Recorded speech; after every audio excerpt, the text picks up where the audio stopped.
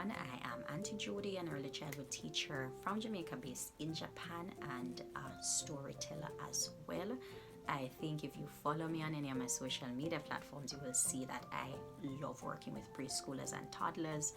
I am very passionate about story sharing and reading with your little ones as much as you possibly can. I recently purchased some books for my daughter. She is 2 years old, and I purchased as well some books for my students from 2 to 6 years old. It dawned on me again that there are so many persons at home now with their little ones, and I think that it is the perfect stage of their lives, when they're so open and receptive and they're curious about many things.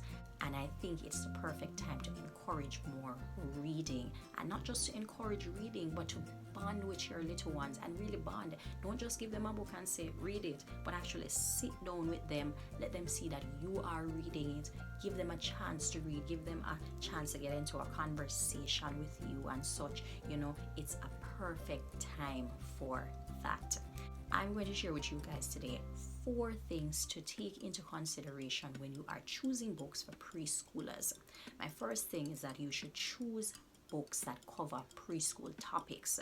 Outside of the ABCs, the 1, 2, 3s and shapes and all of those fundamental topics and such, children are going to be learning about community helpers, kindness, everyday procedures.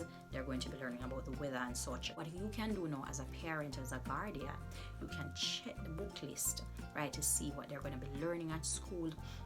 And then you can also have some of these books at home. Now, what you're doing is that you are reinforcing the learning that is taking place at school, ultimately creating a space for learning at home. And this is what you want to do, because in early childhood development, there are 3 major persons. There's the parents, there are the teachers, and there is the community. And if all 3 can work together consistently, there will be such a shift in our society. My second tip is that you should choose books with a lot of photographs.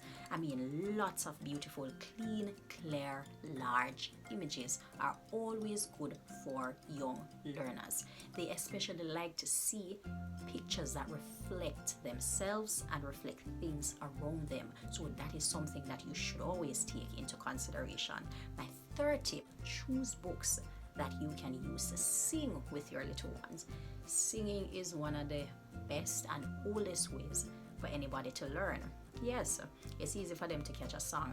Very, very easy. Songs with just 2 lines, children will sing that song all day, and they'll keep learning. You can also make up songs. Listen, mommy and daddy, you don't have to have this amazing voice. My mother sang for me every single day. She read books for me every night, and my mother can't sing for save her life. But yes, my third thing is that you should choose books that teaches your little one social skills. It is the right age for them to start learning about taking responsibility, problem solving, kindness, anger management, patience. What this does is that it creates a space for you to talk about these topics easier, and for them as well to see characters who are tackling these issues in a positive way. My final thing is that you should choose books that are diverse. We need more empathy in our world, so it is very important for you to start introducing your little ones to people that also look different. We have different races, we have different cultures, different traditions, and different beliefs. My bonus tip, yes, I'm going to provide a bonus tip. Choose books. Ensure that when you're choosing books, you think also about the materials that your little ones are holding on to, based on their age. You don't necessarily need a paperback book and so on for a 2-year-old. You probably need more of a board book for them. Better if you get a board book, a broad book, they can hold it, throw it as they want and so on, and it is still there. It takes a village. Homes, teachers, and community can work together. We can have less or no problems at all in our society. Feel free to message me if you ever need book recommendations for your preschool age children.